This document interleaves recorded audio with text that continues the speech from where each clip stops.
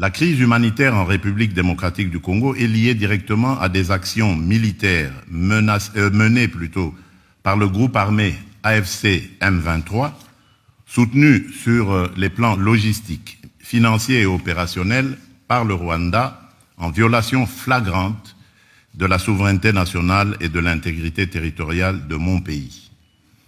Cette réalité est aujourd'hui documentée et reconnue, et elle a été rappelée par la résolution 2773 du Conseil de sécurité des Nations Unies, qui exige le retrait immédiat et inconditionnel de l'AFC M23 de toutes les zones qu'il occupe, y compris les centres urbains stratégiques, ainsi que le retrait des forces rwandaises du territoire congolais. Cette résolution n'est pas une opinion diplomatique. Elle est un impératif juridique et politique que chacun ici a le devoir de faire respecter.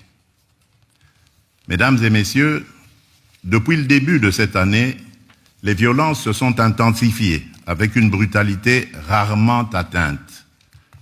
Les offensives menées par le M23, l'AFC M23, dans des zones densément peuplées, ont provoqué des affrontements meurtriers et des déplacements massifs. Des villes entières ont été prises, des communautés déracinées, des quartiers vidés de leurs habitants. Les attaques ont visé des camps de déplacés, des hôpitaux, des écoles. Les violences sexuelles et les violences basées sur le genre sont utilisées comme armes de guerre.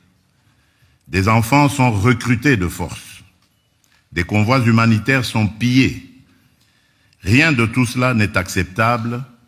Rien de tout cela n'est défendable. Rien de tout cela ne peut devenir la normalité d'une région à laquelle on demanderait de s'habituer à l'horreur. Je souhaite que chaque partenaire ici présent, chaque État, chaque organisation régionale ou internationale s'engage à soutenir l'application effective de la résolution 2773 du Conseil de sécurité et à appeler clairement et sans ambiguïté au retrait de l'AFC M23 des zones qu'il occupe et au retrait des forces étrangères non invitées du territoire congolais. Toute paix durable commence par la fin de l'occupation d'une partie du territoire congolais. Là-dessus, il ne peut y avoir ni double langage, ni compromis moral. Ce qui se joue ici à Paris dépasse les frontières de la République démocratique du Congo. Il s'agit de savoir si la communauté internationale est prête à protéger des vies civiles aujourd'hui, pas seulement à commenter leur sort demain.